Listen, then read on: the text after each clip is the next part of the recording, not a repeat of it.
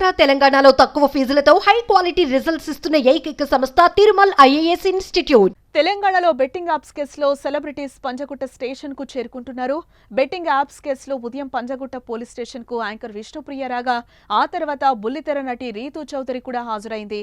అయితే ఈ కేసులో నిన్ననే హాజరు కావాల్సిండగా నేడు పంజగుట్ట పోలీసుల ముందు హాజరైంది Ritu Chowdary.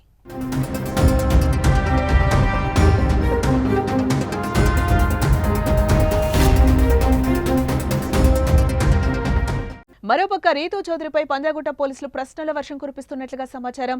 Betting apps promotion పై ప్రశ్నిస్తున్నారు. ఈ నేపథ్యంలో రీతూ చౌదరి ఫోన్ ను పంజాగుట్ట పోలీసులు పరిశీలిస్తున్నారు.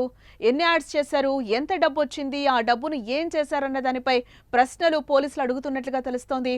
ఇందులో భాగంగానే రీతూ చౌదరికి బ్యాంక్ స్టేట్మెంట్ ను కూడా పోలీసులు విచారిస్తున్నారు.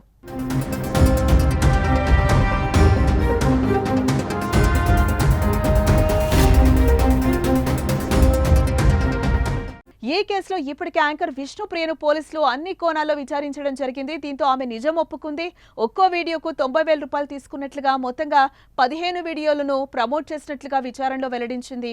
దీంతో రీతూ చౌదరి ఎన్ని వీడియోలు చేసింది, ఒక్కో వీడియోకు ఆమె ఎంత మొత్తంలో వసూలు చేసింది అనే కోణంలో పోలీసులు రీతూ చౌదరిని విచారిస్తున్నారు.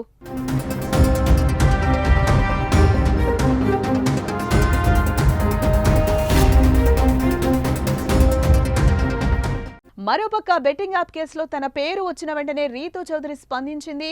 సే నో టు బెట్టింగ్ యాప్స్ అని చెప్పడానికే నేను ఈ వీడియో చేస్తున్నా.